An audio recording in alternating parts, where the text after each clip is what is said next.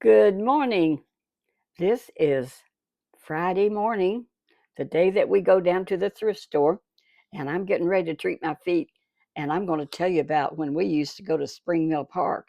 That's what we did on the last day of school. They loaded us on a bus, and all the kids, the top three grades, and we would go to Springville State Park, which was about 40 miles away from Hardensburg, and it's a state park, and it had an old village in it, and it had creeks running through it, and it had one of those windmills and that went all the time, and they did cornmeal. And I would, when I got older, I bought me, when we went after our kids grew up, we would take them to Springfield, and they just loved it. So the verse for today is this: let the favor of our God, the Lord, let the favor of the Lord our God be upon us, and establish the work of our hands upon us. Yes, establish the work of our hands. And that's Psalms 90:17. So I'm trying to get my feet done. If I don't get my feet done, they burn and they don't feel good. So I got my rebuilder. I'm getting my socks off, and I'm going to tell you about spring meal as we go along. I don't have a lot of time this morning because James says I'm going to come pick you up in about 30 minutes. And yesterday I talked 40 minutes. Can you believe that? And a couple of people said they listened to it all the way through. And I can't help but chuckle. God bless you all for that. Anyway, I'm going to do this. I may wiggle around a little while I'm doing it, so don't pay no attention. But used to, when I was, in the eighth grade, well, I had a boyfriend. And up there at Springville, they had caves and stuff. And I was hoping my boyfriend would, you get in a boat and you ride through the cave in the boat. That was a dream I had. And I was hoping Eddie will surely invite me, or whoever, whatever his name was. I don't remember for sure now. I used to remember my boyfriend's names real good, but I really didn't have one in the eighth grade. So I would hope that one of them would invite me to. It didn't happen. And then when we got older and we took our kids to Springfield, which it was like a mini vacation, I'd like to go to Springfield again if the weather wasn't so hot. The fair is going on now in Kentucky, right across the river in Louisville. Oh, let me wiggle around and get my rebuilders hooked up. Hey there, Wendy. There's my wrinkles. She said, "You look so good to be as old as you are." Well, I do the best I can with what I got. That's all we can do, kiddos. But that shiny medicine, it's not medicine, but it is to my cheeks. You know, this stuff right here, they cost like $30, called Marina, that I got for a quarter. It makes my cheeks look nice. I say I sparkle. So I got one foot with the knee high off. Now I got to get the other one off. Bear with me. We're going to Spring Mill and tell you what all we did up there. Well, we had a teacher that just loved to explain everything as we went through the buildings, and he would walk with us. And it was Pioneer Village, and sometimes there would be people there cooking and with the bonfire and a big pot on it and all that kind of stuff, which was very interesting. We didn't live in that day, but we lived in a pretty pioneer type day when I was growing up on the farm, which I was living on the farm. Got that one off. My socks. I wear knee highs, and they give me some support on my varicose veins that I do have that are not hurting me anymore because the Lord healed it. But they are, larger veins. So I'm getting ready to hook that up. Y'all are so patient. Thank you. I appreciate it. And so I'm going to put them on, and then I can tell you more. Well, see, in that place up there, Springville Park, uh, they had a creek. Well, now this teacher had been from Louisiana, and down in Louisiana they hunt the crawdads and they eat them. And of course, I went to Louisiana and I learned to love crawdads, but I didn't know you ever ate them. I mean, I was in the eighth grade. I did not know you ate crawdads, and that's what we called them. And so, anyway, he had a bunch of us get in the creek and hunt up a bunch of crawdads. And then he found him a tin can. He says, we're going to cook these crawdads and we're going to eat them. I thought, I'm not going to eat them. He said, we'll eat them. He said, I'll eat them. He said, I love crawdads.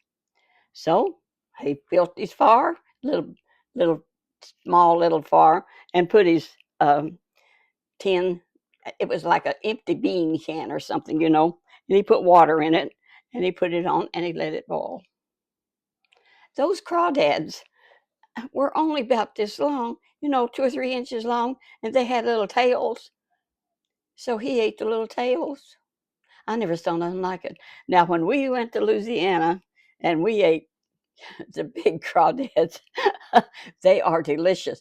But you don't eat the head, you only eat the tails. And I loved Louisiana, so not going to get to go there anymore. But anyhow, they had a, a wheel like that, and they ground up corn, and they showed you how they did it. And you would walk through those buildings, and it was such a big place, with a lot of pioneer homes, that log houses. They had a print shop, uh, a post office, and I don't know what all. Honey, it's been, let me see, I was about 14 years old then, and now I'm going to be 92 next month. I got this sitting around, and it moves. See that? And I got to get to my foot somehow or other. And I sat pretty close to the TV, and then I have this interesting scenery behind me, and I really like it. And James is going to be knocking on that door. I live a different life from anybody, but everybody lives different lives. I know that. But we kind of have a schedule, and part of that schedule is on Fridays. Now my feet are in treatment. See, I turn this on, and it starts vibrating, and it'll vibrate for 30 minutes. But I won't be talking 30 minutes. I'll just talk a little while till James gets here. And if he gets here, I'll say, so long, see you later. Well, I've been having a good time this morning, and when I got out of bed this morning, I felt good. So I feel good. I feel good. Just to know I've been redeemed makes me feel good. Oh, I'm on my way to heaven, and I'm singing as I go. And I can't sing worth a lick. But sometimes you just feel like singing. And it's really, people say they can't sing. You just make a joyful noise unto the Lord. And that's what I've been doing today. And I feel good. And I'm thankful to the Lord that I feel good. And I just rearrange things all the time, work on my wig a little. And I didn't wear anything yellow, but I'm already longing for fall. I just love fall.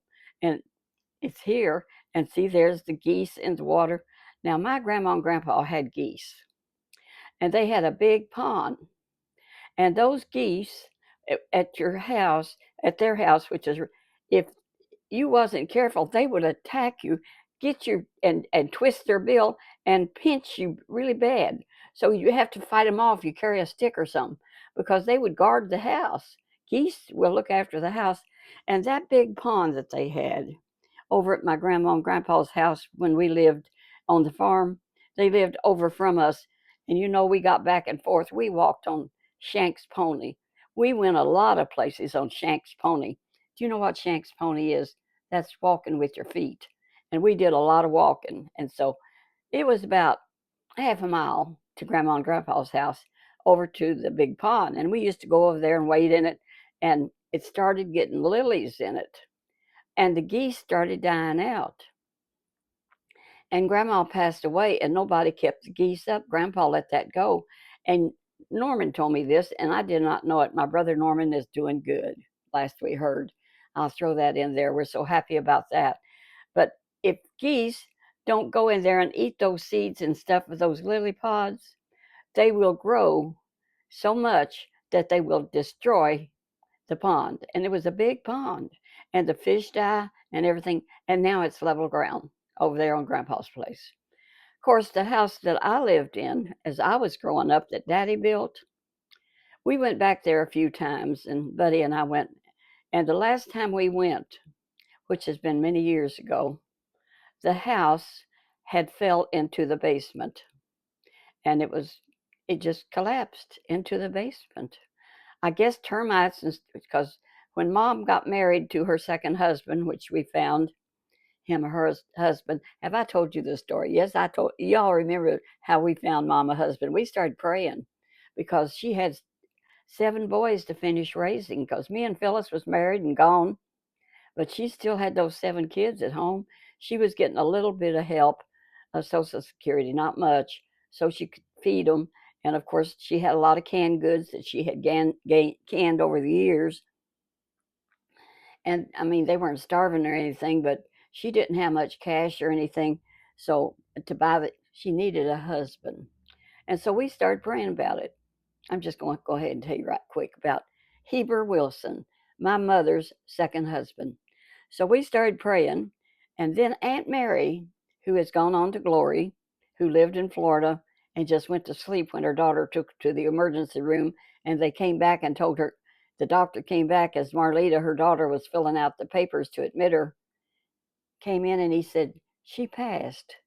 Marlita said, what? He said, she passed away. She died right there on the table before I could examine her. She was gone.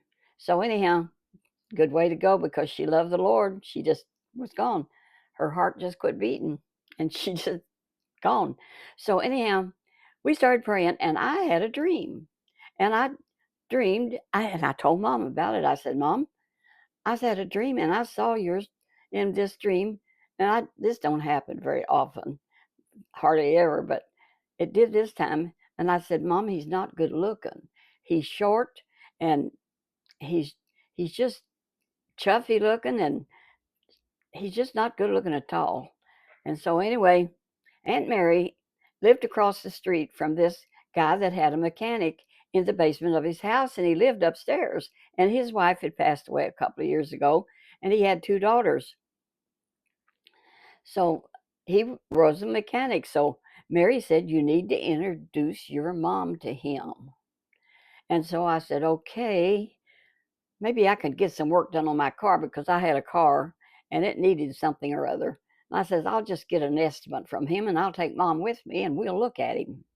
And that's what we did. Look, my stuff did me wrong there. That's life.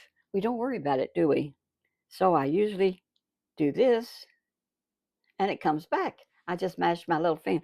So there it is. So I loaded Mom in the car. She came in town to spend a couple of days with me.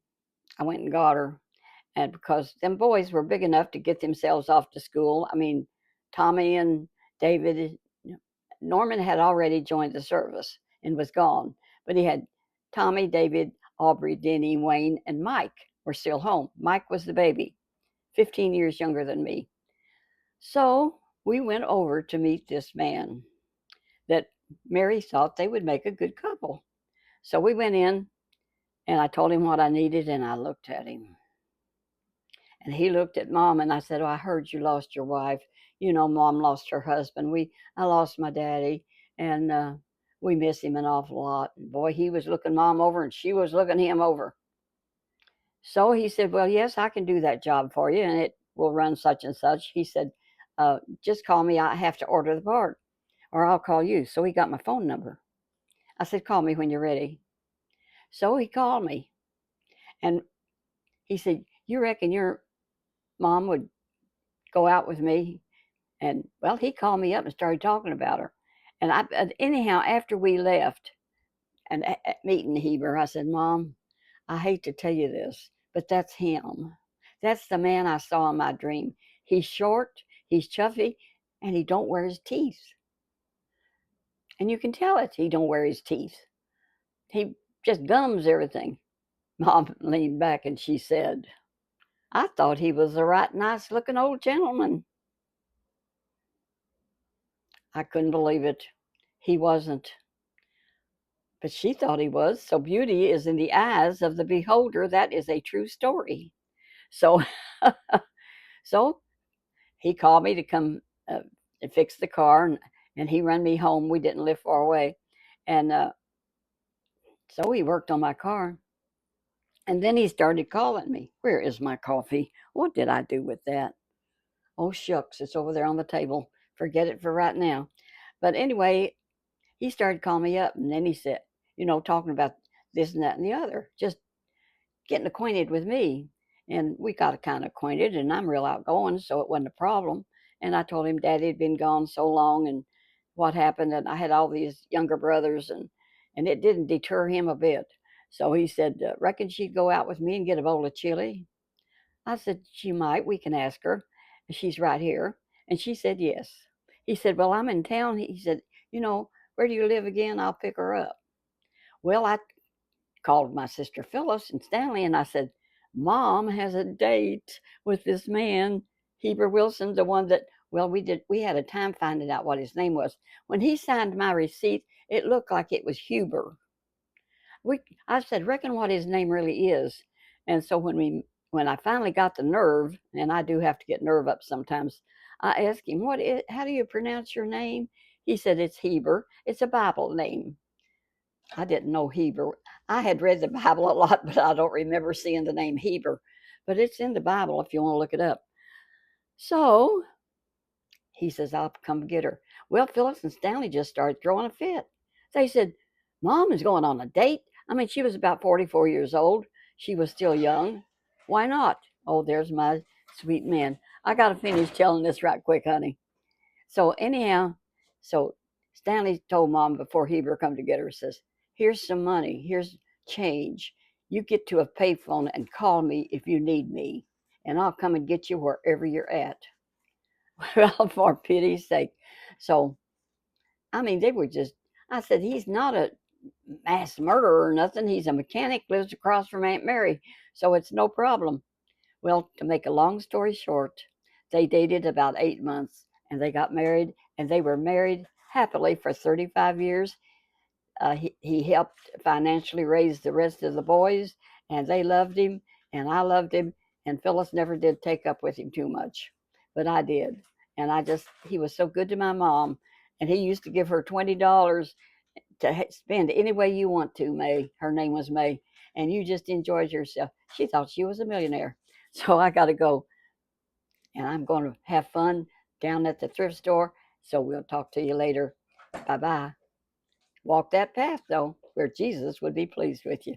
And enjoy the scenery. That's what I'm going to do. Bye bye.